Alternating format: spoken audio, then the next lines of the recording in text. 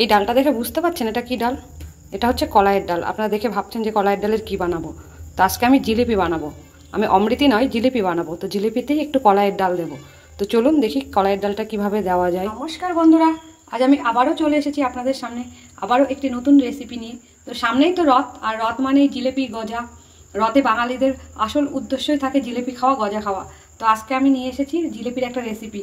তো চলুন দেখি কিভাবে বানানো যায় এই রেসিপি। এক মুঠ কলাইয়ের ডাল নিয়ে নিয়েছি, এটা আমি মিক্সিতে গুঁড়ো করে নিয়ে আসবো। আমি আগে থেকেই গুঁড়ো করে রেখেছিলাম। তো এই দেখুন আমি এখানে গুঁড়ো করে রেখেছি। আমি জাস্ট এক মুঠ, আমার হাতের এক মুঠ গুঁড়ো করে রেখেছি। তো এই ডালটা আমি নিয়ে নেব। তো আমি এখানে একটা বাটি নিয়ে নিয়েছি, এই বাটির মধ্যে নিয়ে নিলাম ডালটা। জিলিপিতে কিন্তু কলাইয়ের ডাল দিলে বেশ ভালোই লাগে। অমৃতি নয়, আমি জিলিপিই বানাবো, তবে জিলিপিতে কলাইয়ের ডালটা দিলে স্বাদ হয়। নিয়ে নেব ময়দা, যতটুকু ডালের গুঁড়ো রয়েছে তার 4 ভাগ নিয়ে নিলাম ময়দা। আর এটাকে আরেকটু কুরকুরে বানানোর জন্য দিয়ে দেবো 2 টেবিল চামচ চালের গুঁড়ো। আর দিয়ে দেবো 1 পিঞ্চ খাবার সোডা, 1 চামচ মতন ঘি, 1 চামচ ঘি দিয়ে দিলাম। এবার এগুলোকে একটু মিক্সড করে নেব। এবার আমি এটাকে একটু জল দিয়ে মাখবো।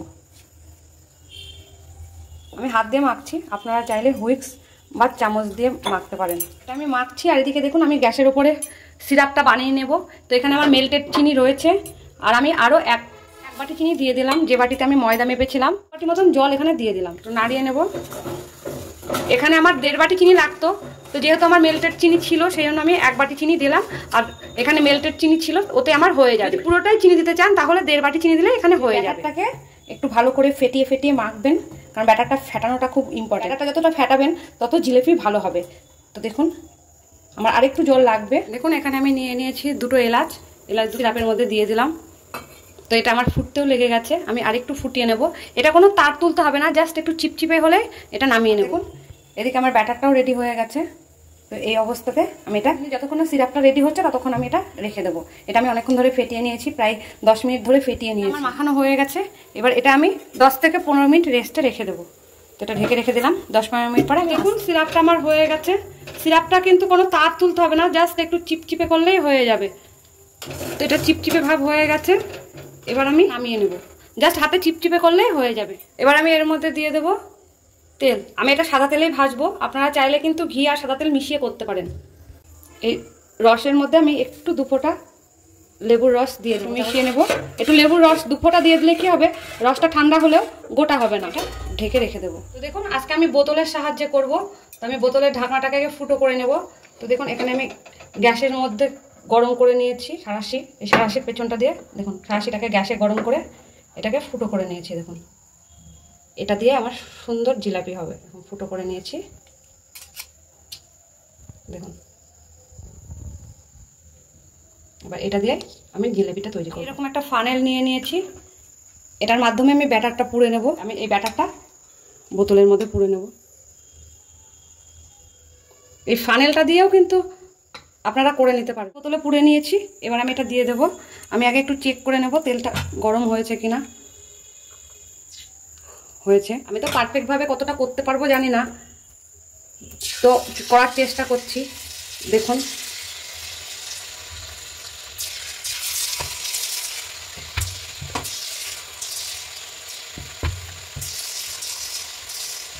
জানি না কতটা পারফেক্টভাবে করতে পারছি। তো দেখুন এটা ফুলে গেছে আর ওপরে ভেসে উঠেছে। এবার আমি এটা উল্টিয়ে দেব। তো দেখুন এটা আমার ভাজা হয়ে গেছে। এবার আমি এটা তুলে নেব। তো প্রথম ব্যাচটা একটু এদিক থেকে ওদিক হয়ে যায়, নেক্সট ব্যাচটা ভালোই হবে। তো দেখুন আমরা তো রেগুলার করি না, যারা রেগুলার তৈরি করে জিলিপি তারা ভালো করে শেপ দিতে পারে। কখনো কখনো হয়তো করি, সব টাইম সমান হয় না। এবার আমি এগুলো রসের মধ্যে ফেলে দেব। এটা একটু ডিপ করে দেব।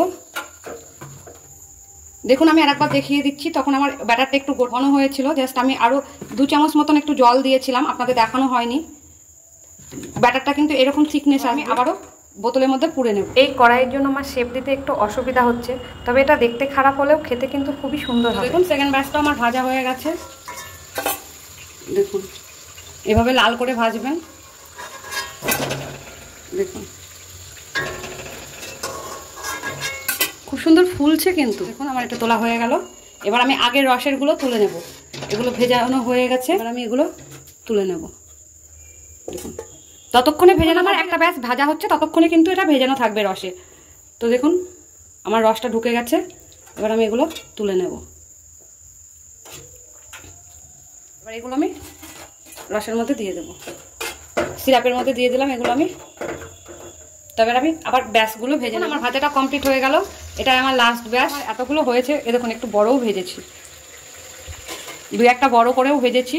আমার এতগুলো হয়ে গেছে মাত্র এইটুকু ব্যাটারে। ভাজা হয়ে গেছে, এবার আমি তুলে নেব। এবার আমি রসের মধ্যে দিয়ে দেবো। তো দেখুন রস কতটা বেঁচে গেল। দেখুন মাত্র এইটুকু ব্যাটারে কতটা হয়ে গেছে, আমার এক থালা ভর্তি জিলাপি হয়ে গেছে। তো ভিডিওটা এতক্ষণ দেখার জন্য অনেক ধন্যবাদ। ভিডিওটাকে অনেক অনেক করে লাইক করুন, শেয়ার করুন, আর এই চ্যানেলটিকে সাবস্ক্রাইব করে রাখুন, যাতে আগামী ভিডিওগুলো আপনারা খুব সহজে আর তাড়াতাড়ি পেয়ে যান। তো আমি আশা করব রথের আগেই আপনারা এভাবে জিলাপিটা বানান। আর কলাইয়ের ডাল দিয়ে জিলাপি খেতে সত্যি খুব ভালো লাগে। সামান্য একটু কলাইয়ের ডাল দেবেন, তাহলেই এর স্বাদ অন্যরকম হবে। আর জিলাপি ভাজার সময় ফ্ল্যাট কড়াই ব্যবহার করবেন, তাহলে কি হবে, জিলাপির শেপগুলো ভালো হবে। আমার জিলাপির শেপগুলো অতটা ভালো হয়নি এই কড়াইয়ের জন্য, কিন্তু স্বাদে কোনো রকম কম্প্রোমাইজ হয়নি, স্বাদটা দুর্দান্ত হয়েছিল। তো আমি আশা রাখবো আপনারা অন্তত এই রেসিপিটা ভালো লাগলে একবার বাড়িতে অবশ্যই ট্রাই করবেন, আর বাড়ির সকলে মিলে এটা এনজয় করবেন।